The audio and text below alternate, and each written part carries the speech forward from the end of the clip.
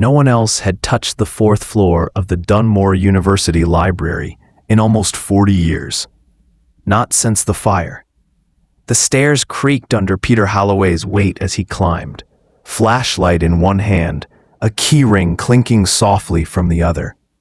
Peter had worked in the English department for 3 decades, and now, 2 years into his reluctant retirement, he found himself coming back. His wife, Elaine, had died in the spring. Her voice still whispered through the house, in teacups, in closed drawers, in the press of silence between the hours. Grief, people said, would pass. But for Peter, it had only grown teeth. He didn't know why he came back to Dunmore, only that he had to. He'd found a letter tucked into one of Elaine's old books. It had no return address, only her handwriting, slanted and graceful. Peter, you'll find what you need in the library, 4th floor, section 813.54, the Book of Silent Things. I couldn't tell you before, not when I was alive. But now it's time. Love, E. He had stared at the note for hours. He remembered the fire on the 4th floor, how the top level had been closed permanently, how the university quietly shifted the collection downstairs, yet something had always bothered him. The fire report listed no damage, no cause, only containment. Section 813.54 was fiction. American fiction.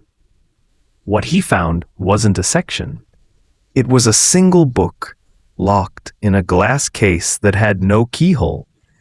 The cover was charred black, though it smelled of roses. There was no title on the spine, but Peter knew it anyway. The Book of Silent Things. When he touched the glass, it opened. The book spoke, not aloud, not in a language. It opened inside his mind. Each page didn't just tell a story. It made him live one. He was 8 again, standing in his father's study. He was 20, kissing Elaine for the first time beneath a blood-orange sky. He was 60, watching her slowly fade in a hospital bed. But then the memories shifted, became things he didn't recognize. He was standing in a room made of fog, no windows, a chair that looked like it wept, a voice humming a song he couldn't place. Elaine's voice. You came. The figure in front of him was her, but not. She looked wrong. Her smile too steady, her hair too dark, her eyes too still. You weren't supposed to read it all, she whispered. But you always had to know the ending. Peter tried to close the book. It didn't close. This book holds every story that was never told, she said. Yours, mine, ours. It's written in silence, and silence never forgets. Peter returned home that night, but nothing was the same. The clocks in his house all stopped at 3:07 a.m., the hour Elaine died. The mirrors showed him weeping even when he wasn't. And the book came with him. It lay on his kitchen table, open to a blank page. And every night when he tried to sleep, a new line appeared. You are forgetting again. Then, you never stopped reading. Then, the silence is learning from you. He began to write notes to himself, tape them to doors, to windows. Notes like, don't read the book. Don't trust her voice. Remember who you are. But one morning, all the notes had been replaced. Each one said the same thing. Let it finish the story.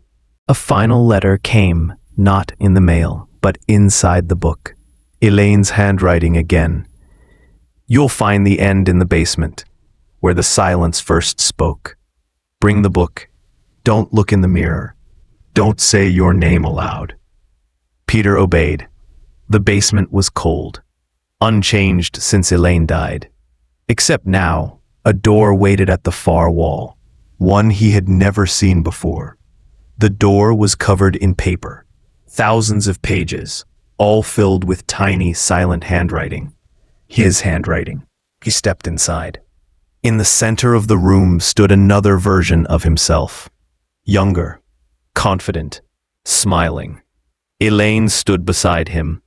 "You wrote this," she said, "but you were too afraid to remember." The young Peter nodded. "This is the last chapter. After this, there is no forgetting." Peter dropped the book. It burst into flame, but made no sound. Only ash, only silence. Neighbors would later say Peter vanished.